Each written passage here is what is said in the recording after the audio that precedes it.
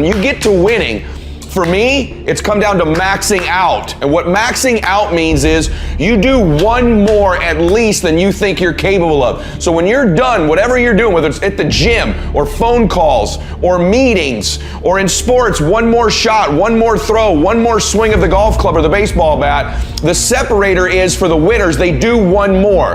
I'm addicted to one more. And so I want your mantra going forward to be one more. What does that look like if we're working out? That means when we're in the gym and we say, I'm gonna do 5 sets of 10, I'm crazy. Like I'm a psycho because I wanna win. I wanna be somebody. I wanna separate.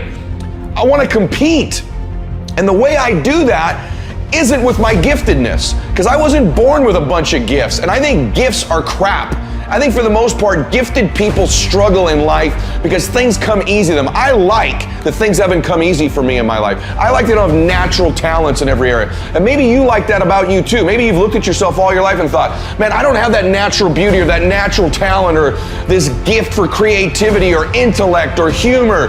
I don't have any of those things. But what I got is I will outwork you. And so at the gym, one of the things I focus on, they say it's 5 sets of 10. When I'm at 10, I go one more, bam, 11. If I'm running on the treadmill and it's a 45-minute run, I never finish at 45. I always go one more minute, 46. If I'm at the office and I'm supposed to make 25 phone calls that day, when I'm at the end of the day, I always do one more. If I've got meetings, I always do one more. My mantra for 3 decades in business has been one more. Why? Because we get out of life what we think we deserve. And I'm the kind of guy that I know when you do 45 minutes on the treadmill and I do 46, I deserve to be fitter. I know that when I'm lifting weights and I watch you do 5 sets of 10, and every single time I do one more. When it's a set of 5, I do 6. When it's a set of 8, I do 9. When it's 45 on the treadmill, I do 46. When it's supposed to be 20 phone calls, I make 21. When it's supposed to be an 8-hour workday, I work 9. Whatever it is, I always do one more. And what that does is it makes me eventually think I'm doing things other people aren't willing to do, so I should get things other people aren't going to get. You are one decision away from changing your life. And you have to accept that. You're one new meeting, one new relationship, one new contact, one new action, one new decision away from shifting your life from where it is right now to a totally different place. So what's the decision? You already know. I could go backstage now. There's something you've been hesitating on. There's a contact you need to make, isn't there? There's a job you need to quit. There's a relationship you need to engage in. Maybe there's a relationship you need to leave. I don't know what it is, but I know there's a decision that you need to make to take you to the next level, just like I know that's true for me. Because decisions shape our destiny when they're backed up by some massive ass action. Okay, but you can't take the action if you don't decide. Everyone say yes. People avoid being desperate. Think of the fact they come here tonight and they're down. They're not where they want to be financially. Their relationships aren't what they want. Maybe they're in a desperate place, and you might think that's a negative thing. But when you're in a desperate place, you take the best actions. Desperation is a great place to be. Those of you that are achieving, one of the reasons the achievement is slowed down is you've allowed yourself to feel less desperate. When you were broke and starting your business, or when you were brand new in your relationship and you were desperate to get her to love you or desperate to get him to love you, you took massive big action. How many of you are moms in the room? Raise your hand. You moms, if you woke up tomorrow morning and your baby wasn't in their bed, would you be desperate right away, yes or no? Big time desperation. You wouldn't be thinking about what you need to do. You'd be acting, wouldn't you? You'd immediately make the decision. You'd take massive action. You'd search the house. You'd go into the street. Would you worry if your makeup was on right? How you looked, what people thought about you. You wouldn't, would you? Have to have the perfect plan to go find your baby that's missing. You wouldn't need any of that because you were desperate. So when you remove desperation, all this bullshit creeps into your life where you think you have to have the perfect plan and look the perfect way and have the perfect thoughts and be all zen and perfect. What you need is to be desperate. What you need is to get after it. And I want you to get desperate to make that decision. Why? Because our obsessions become our possessions. What you obsess about most regularly, you will eventually possess in your life. The challenge for most people, sisters and brothers, is that we obsess on the things we're fearful of, what we don't have, what we're worried about. And then we end up possessing those things over and over again, rather than programming ourselves to become obsessed with what we want, what our dreams are, what we believe we deserve. When we become obsessed about those things, long term, we end up possessing those things. Can I get an amen for that? Yes? Yet most of us don't replace the external parts of our lives because those things happen naturally without thought. The external results of our life, in order to replace ourselves with the next best version, requires intention, requires obsession, requires desperation. Everyone with me on that, say yes. So it's not unnatural to change.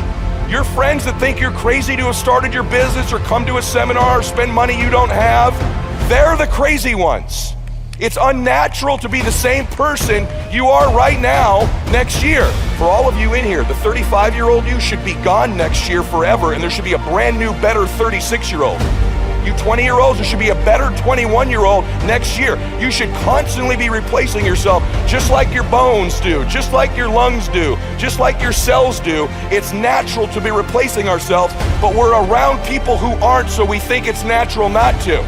I think you got to find a business you're going to start. And here's what I did. I played a game with myself, and that game was this. If I hit my certain goals in a given month, I think you should go touch your dreams. I think you should live in your dreams. I think that the more familiar you become with your dream or whatever it is you want, the more you can touch it, feel it, and be around it, the more likely you become comfortable in it, the more likely you'll acquire it. And so one of the big things that I did was I would set these goals up, whether it be an income goal or a production goal. This is when I was part-time as an entrepreneur. And I'd say, if we hit X, we're going to go away for one night.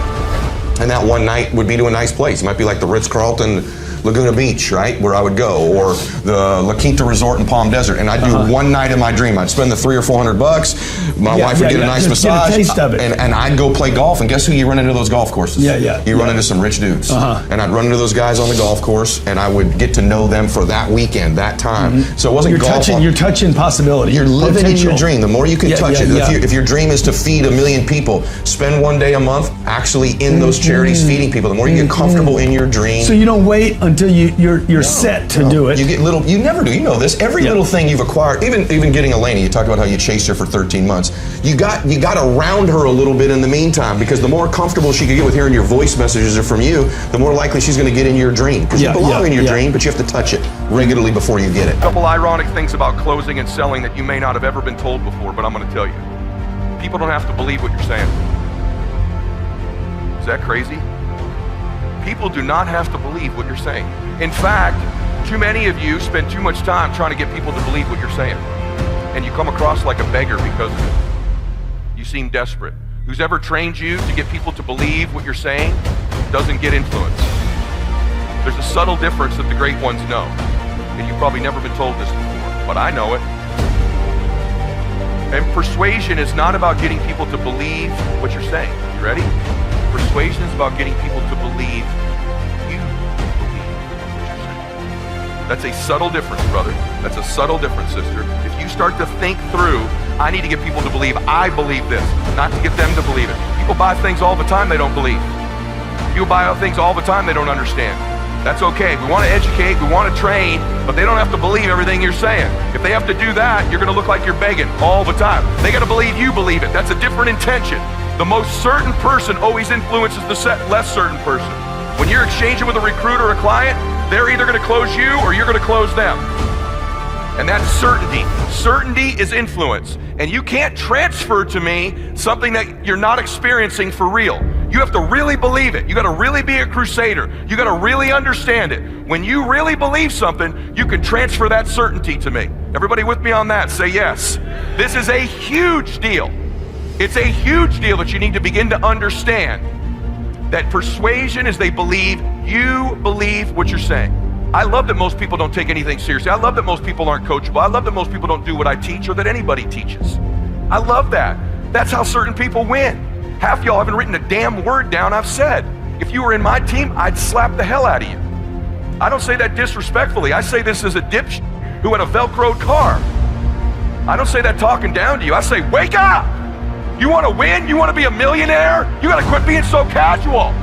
You walk slow, you talk slow, you implement things slow, you talk a good game like you're going to be somebody, like you're going to make hundreds of thousands of dollars. You can't even write a note down. You're going to get your ass kicked in business, dude. Business is a sport. It's competitive. You got to get focused and get in a hurry.